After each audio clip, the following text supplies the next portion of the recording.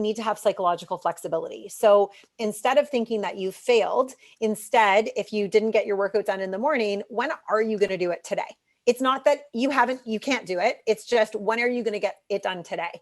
And that's helped me a lot as a strategy, is to be flexible and to be nimble rather than to be so rigid in your routines. And when you can switch that up, whether that be for your workouts, whether that be for a meditation that you might try, whether that might be for, your reading or your journaling or the things that you want to do to take time for yourself, being flexible in your methods is really, really important. So that's been a strategy that's worked for me. If going outside for a walk helps you, or putting your feet on the grass and grounding yourself in nature, you have to kind of adapt to where you're at today in this season without judgment, and make a list of what serves you. You have to really understand, who are you and what do you need? And that is that self-awareness piece. And I believe now more than ever, you have to really know how you're feeling. So if something is serving you, if that workout you're doing is serving you, awesome, keep doing that. If you're not, and you're putting it off and you're procrastinating, you don't like what you're doing.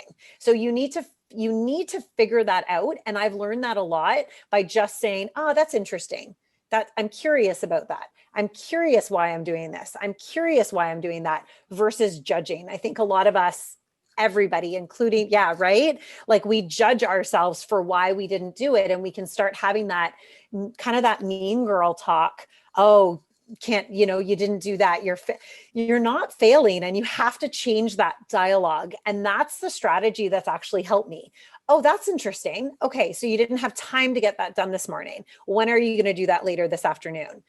Couple strategies that I can give as kind of pinpoints is, number one, being flexible in your routines. Number two, be an observer. Do you have a routine? Because I find if you don't have a routine, or you don't have a plan, or you don't have a schedule, and you're not prepared, I believe that's where my overwhelm and my anxiety is the most prevalent. So when I feel overwhelmed, it's when I'm actually not taking action, or I haven't written out a list. And then when I realize and I data dump, I'm like, oh, I can do this. I got this, versus being, I have so much to do. I don't have enough time. This is so stressful. One of the things I've learned through this pandemic specifically is categorizing what I need to get done. And that's really helped a lot of my clients, where they just kind of have a big roadmap. It's a blank piece of paper. It's like kids, work, life, personal, and you have this map, and you just write everything down in your sections, and then put the time next to it of when you're going to get that done. And that has given, and take it day by day. When you are dealing with, whether it be a really tough situation, or you are recovering from something that has happened for you in your life, and whether it be trauma, whether it be PTSD, whether it be anxiety, I love to really use the whole recovery analogy of day by day. And instead of looking ahead at Friday, you're just thinking, what do I need to get done today? Your worth isn't determined by what you do.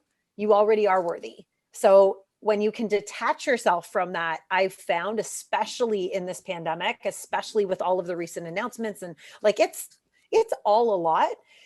It's just really being able to bring yourself back to that awareness. And then the last thing I would share as one of my strategies is learn how to master the mundane.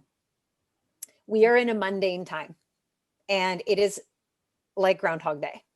And if you can get really good with finding the joy in the mundane, you're going to get really good with celebrating when things start to return back to whatever your new normal you will be creating.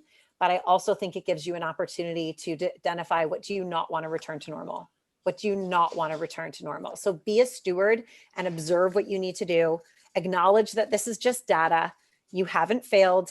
It's a data point. It helps me stay so logical instead of emotional.